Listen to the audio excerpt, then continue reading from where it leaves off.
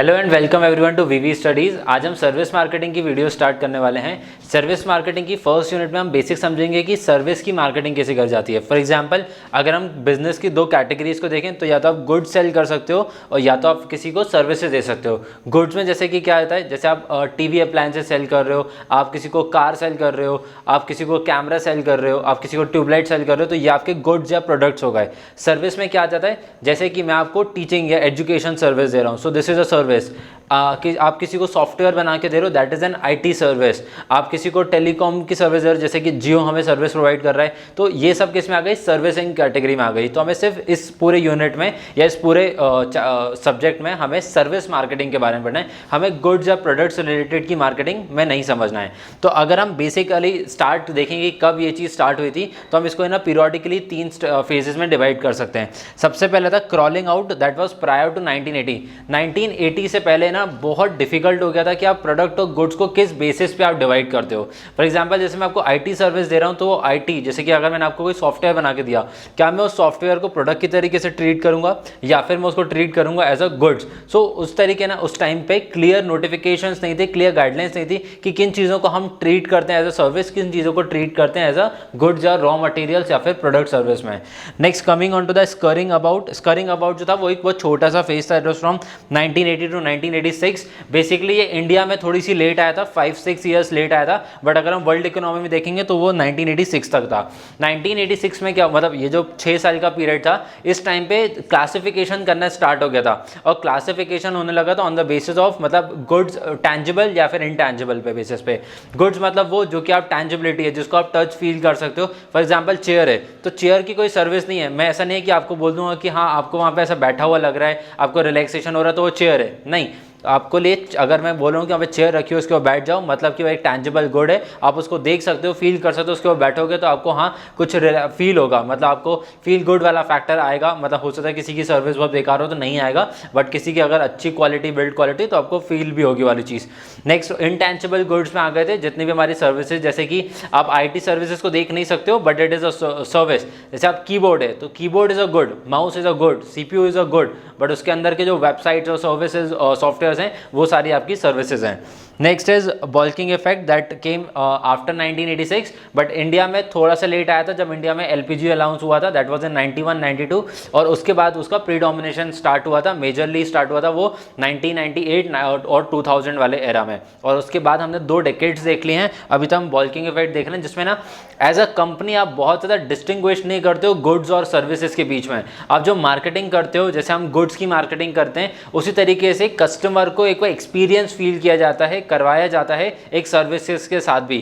For example, जैसे आपने AC खरीदा, तो AC आपका गुड है, ठीक है, लेकिन आप वो एक तरीके से आपको सर्विस दे रहा है, और मान लीजिए आपने जो AC दिया वो 1 दिन काम किया, 2 दिन काम किया, अगले दिन से उसने काम करना बंद कर दिया, तो उसके बाद आपको AC की रिपेयर करने की सर्विस देनी पड़ेगी, तब जाके आपका कस्टमर सेटिस्फाई होगा आपसे।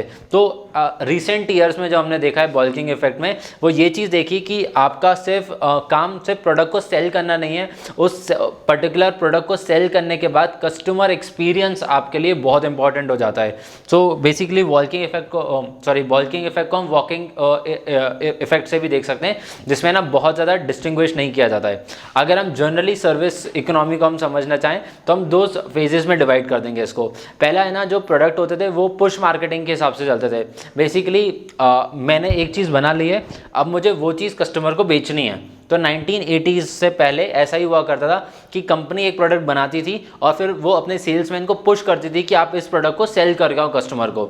लेकिन आज है ना, वांट बेस्ड इकोनॉमी में ऐसा हो गया है कि कस्टमर की क्या डिमांड है उसके बेसिस पे लोग अपने प्रोडक्ट्स बनाते हैं। आप अगर किसी मार्केट, फॉर एग्जांपल जैसे आज है ना ACs की बहुत डिमांड है, क्या आप इस टाइम पे, जैसे अगर मैं बोल दूंगा आपको कि आपको किसी बहुत ठंडे एरिया में आपको हीटर सेल करना है, तो आप सेल्स पर्सन के लिए वो चीज़ इम्पॉसिबल हो जाएगी सेल करने के लिए। सॉरी, किसी गर्म जगह पे आपको अगर हीटर सेल करना है, so that is quite impossible. जैसे मैं बोलूँगा कि आपको मुंबई जाके या गोवा जाके, चेन्नई जाके आपको एक हीटर की सेल्स करनी है, so that is next to impossible, because वहाँ पर उस प्रोडक्ट की डिमांड नहीं है। बट अगर मैं आपको बोलूँगा कि वहाँ जाके आप AC को सेल करो, तो वो कंपैरेटिवली ईजी हो जाएगा, बिकॉज वो एक पुल मार्केट बन चुका है, कस्टमर ऑलरेडी उसकी डिमांड कर रहे हैं। Next coming on to the growth of service economy, मतलब जैसे हमने अपने फेजेस देखे, एमरजेंस देखा, तो उसी टाइम पे ऐसा क्या चेंजेस आए हैं हमारी सोसाइटी में रिलेटेड टू आवर इकोनॉमी। सबसे पहला increase in the disposable income. Disposable income मतलब होता है, मान लीजिए आप 100 रुपये कमा रहे हैं, तो उस 100 रुपये में से आपने अपना 20 रुपये अपना घर खर्च दे दिया, आपने 10-20 रुपये अपने बच्चों की पढ़ाई में लगा दिए, 10 रुपये आपने अपने बैंक में डाल दिए, 10 रुपये आपने इन्वेस्ट कर दिए। इन सब इन्वेस्टमेंट के बाद और सारे खर्चों निकालने के बाद, एक्सपेंसेस प्लस आपने इन्वेस्टमेंट निकालने के बाद जो आपकी इनकम बची, मान लीजिए आपने 90 रुपये सेव कर लिए, इन्वेस्ट कर दिए या फिर खर्च कर दिए, तो आपके जो 10 रुपये बचे वो आपके डिस्पोजेबल इनकम है। तो with the increment in the emergence of economy, जैसे कि हमने फेजेस देखे, वैसे वैसे डिस्पोजेबल इनकम भी इंक्रीज हुई है। जब इंसान की डिस्पोजेबल इनकम इंक्रीज होती है तो वो अपनी इकोनॉमी को शिफ्ट करता है। पहले इंडियन कस्टमर्स जो होते हैं वो सिर्फ अपने नीड पे फोकस करते थे, अब जो इंडियन कस्टमर है वो अपनी वांट और डिज़ायर के ऊपर ही फोकस करते हैं। वो अपने स्टैंडर्ड ऑफ लिविंग को और बेहतर करने के लिए अपने डिस्पोजेबल इनकम को उस चीज़ में खर्च करते हैं। Next is increased complexity of life and business. अब क्योंकि हमारे पास है ना समय नहीं रहा है, क्योंकि आजकल वर्किंग क्लास बहुत ज़्यादा बढ़ गई है, सर्विसेज बहुत ज़्यादा बढ़ गई हैं। स्पेसिफिकली अगर हम इंडिया में बात करेंगे तो इंडिया में अप्रॉक्सीमेटली 45 to 50% लोग हैं जो कि सर्विस सेक्टर से रिलेटेड हैं। तो अब उनकी लाइफ में थोड़ी कॉम्प्लेक्सिटी आ गई है। वो सुबह जाते हैं 10 बजे और रात को आते हैं 8-9 बजे, तो उनका पूरा दिन भर खत्म हो जाता है कि वो अपने लाइफ के ऊपर फोकस नहीं कर पाते हैं। तो इस वजह से उन्होंने अपनी बेटर अंडरस्टैंडिंग के लिए या बेटर लाइफ के लिए वो अपने सर्विसेज के ऊपर खर्च करना स्टार्ट कर देते हैं। सिमिलरली बिजनेसेस जो हो गए वो भी बहुत ज़्यादा कॉम्प्लेक्स हो गए। Next is working women. Again पहले ऐसा हुआ करता था कि ना विमेन एम्प्लॉयमेंट बहुत कम था, उसका रेशियो बहुत छोटा था। तो जनरली जो विमेन हुआ करती थी वो या तो हाउस वाइफ हुआ करती थी या हाउस वर्कर्स की तरीके से काम किया करती थी। जनरली बेसिकली जैसे आजकल थोड़ा फैंसी टर्म्स यूज़ होने लगे हैं कि आप जो भी हाउस वाइफ हैं वो अपने घर कोई काम करते हैं, बट उसको भी एक तरीके से बिजनेस की तरह रिलेट किया जाता है। बट अल्टीमेटली उससे उनकी इनकम नहीं हो रही, वो अपने घर को चला रही हैं उसमें। बट आज क्या हुआ, जो वुमेन्स हैं वो बाहर जाके काम करना स्टार्ट कर दिया है, तो उसके पीछे वो अपने घर को बहुत अच्छे से लुक आफ्टर नहीं कर पाती हैं। तो दो उनकी घर की इनकम इंक्रीज़ हुई है, बट इसके लिए फिर उन्होंने अपनी सर्विसेज को भी इंक्रीज़ कर लिया है। जैसे कि बेसिक अगर हम बात करें, जैसे वॉशिंग मशीन, पहले हर घर में वॉशिंग मशीन नहीं हुआ करती थी, बट अब हर घर में वॉशिंग मशीन आ गई है, डिस्पोजेबल्स आ गए हैं, डिश वॉशर्स आ गए हैं। तो इस तरीके की सर्विसेज इंक्रीज हो गई हैं। Next is technology advancement. जैसे कि मैंने इन एप्लीकेशंस के बारे में बात किया, तो वो सब क्यों पॉसिबल हो पाया, बिकॉज ग्लोबली इन चीज़ की डिमांड इंक्रीज हुई है और टेक्नोलॉजी ने बहुत ज़्यादा एडवांसमेंट की है। Next is customer sophistication. आजकल कस्टमर्स बहुत ज़्यादा ईजी नहीं है। पहले आप क्योंकि कस्टमर है ना नो अबाउट नहीं था, कस्टमर जानते नहीं थे आपके प्रोडक्ट या सर्विसेज के बारे में, तो वो ज़्यादा बार्गेन नहीं किया करते थे। सर्विस पर्सन उनको जितना बताता था, सेल्स पर्सन उनको जितना बताता था, वो उनकी नॉलेज हुआ करती थी। बट आज कस्टमर के पास में क्योंकि इंटरनेट है, तो वो इंटरनेट से पहले सब कुछ रन कर लेता है।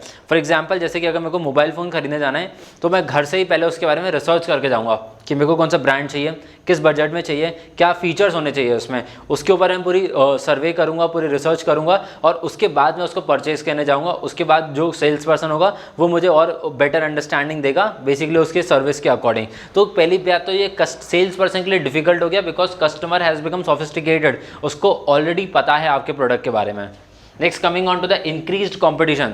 ऑब्वियसली जब कंपटीशन इंक्रीज होगा तो आपको ज़्यादा अपने प्रोडक्ट्स में चेंजेस लेके आने पड़ेंगे, बिकॉज आपका जो कंपटीशन इतना कट थ्रोट हो चुका है, आपके पास मार्केट शेयर बहुत कम है। उस मार्केट शेयर को अगर आपको इंक्रीज करना है तो हमेशा आपको एक बेटर प्राइस पे बेटर फीचर्स देने पड़ेंगे कस्टमर को, अदरवाइज वो दूसरे कंपनी के पास में चले जाएगा।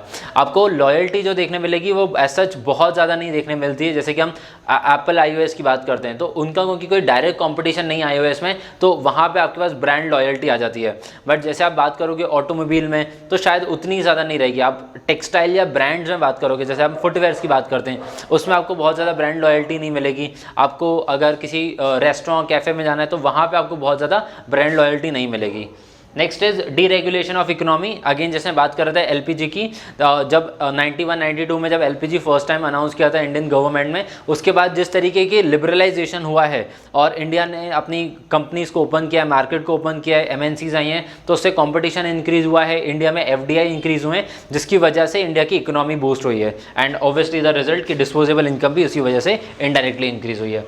Next is demographic changes. India में जो लाइफस्टाइल चेंजेस आए हैं, जो ग्रोथ हुआ है, जो जेंडर रेशो रेशियो कम हुआ है, जो लोगों के वेस्टर्न कल्चर का थोड़ा इन्फ्लुएंस आया है, उसकी वजह से भी लोगों के परचेजिंग पैरिटी में इंक्रीज आया है। And last is the political changes, क्योंकि गवर्नमेंट अब बहुत ज़्यादा स्पेंड करने लगी है। वो चाहती है कि सिर्फ इंडियन इकोनॉमी नीड बेस्ड ना रहे, वो वांट और डिजायर्स के ऊपर भी खर्च करे। जैसे कि वो बूस्ट कर रहे हैं इंडियन के ऑटोमोबाइल सेक्टर को, डिफेंस सेक्टर को, जो कि हमारे लिए डेली बेसिस के लिए हमारे लिए रिक्वायरमेंट नहीं है, बट हाँ उससे हमारे स्टैंडर्ड ऑफ लिविंग अच्छा होगा, हमारी जो बेसिक नेसेसिटीज़ हैं हम उससे ऊपर उठ पाएंगे। तो अगर हम दिन भर अगर काम भी कर रहे हैं तो हमें पता है कि at the end of the day हमें किसी चीज़ का रिलैक्सेशन हो पाएगा। वो रिलैक्सेशन कब होगा? जब आप अपने वांट्स और डिजायर्स को फुलफिल आउट करोगे। So this was our first video on service marketing. हम और लगातार इसकी वीडियोस लेकर आएंगे। If you have like the video then please click the like button. Thank you for watching my video.